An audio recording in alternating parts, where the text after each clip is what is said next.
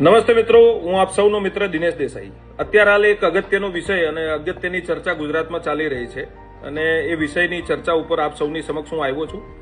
મિત્રો, આ પ્રેમ લગ્નનો વિષય ગુજરાતમાં આંતરજ્ઞાતીય મેરેજ કરવા અને પ્રેમ લગ્ન કરવા આ વિષય ખૂબ ચરમસીમાએ છે. હું આ પ્રેમ લગ્નનો વિરોધી નથી પણ સમર્થક પણ નથી.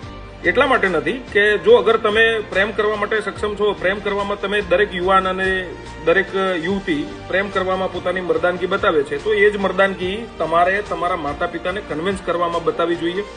કારણ એનું એ છે કે જે માતા પિતાએ તમને પેટે પાટા બાંધી અને મોટા કર્યા છે, તમારા માટે ખૂબ તકલીફો વેઠી છે, ખૂબ ઉજાગરા કર્યા છે અને તમને આગળ વધારવા માટે જેને ખૂબ મહેનત કરી છે, એ માતા પિતાને દુઃખી કરી અને તમે પ્રેમ લગ્ન કરી અને ક્યારેય ખુશ અને ક્યારેય સુખી નહીં રહી શકો.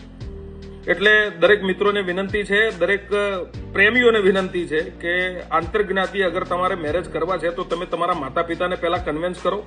માતા પિતાની મંજૂરીથી જ તમે લવ મેરેજ અને પ્રેમ લગ્ન કરો એવી વિનંતી કરું છું. કારણ એનું એવું છે કે ખરેખર પરિસ્થિતિ ખૂબ ખરાબ તરફ વધી રહી છે. પરિસ્થિતિ હજુ પણ આનાથી બગડી શકે છે. દરેક સમાજને આ સિચ્યુએશનનો સામનો કરવો પડે છે, આ તકલીફનો સામનો કરવો પડે છે. એટલે મારી ગુજરાત સરકારને પણ વિનંતી છે કે જે આ પ્રેમ લગ્ન નોંધણી માટેનો જે નવો કાયદો ગુજરાતમાં આવી રહ્યો છે ને આવવાનો છે, એ કાયદો ઝડપથી ગુજરાતમાં લાગુ થાય, એનો લાભ દરેક સમાજને, દરેક પરિવારને અને દરેક કુટુંબને મળશે. અને આ કાયદો આવવાથી કોઈ પણ વિરોધ થવાનો નથી, એટલા માટે કે દરેક પરિવાર અને દરેક ગુજરાતની 5.5-6 કરોડની જનતા છે એ આ કાયદો આવવાથી રાજી છે અને રાજી જ થશે.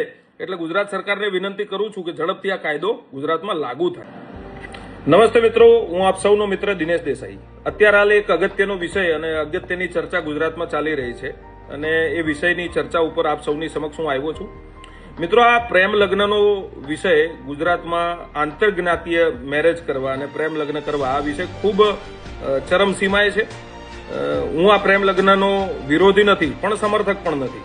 એટલા માટે નથી કે જો અગર તમે પ્રેમ કરવા માટે સક્ષમ છો, પ્રેમ કરવામાં તમે દરેક યુવાન અને દરેક યુવતી પ્રેમ કરવામાં પોતાની મર્દાનગી બતાવે છે, તો એ જ મર્દાનગી તમારે તમારા માતા પિતાને કન્વિન્સ કરવામાં બતાવવી જોઈએ.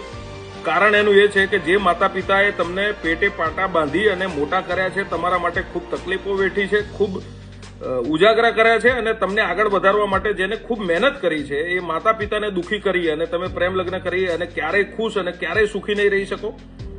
એટલે દરેક મિત્રોને વિનંતી છે, દરેક પ્રેમીઓને વિનંતી છે કે આંતરજ્ઞાતી અગર તમારે મેરેજ કરવા છે તો તમે તમારા માતા પિતાને પહેલા કન્વિન્સ કરો.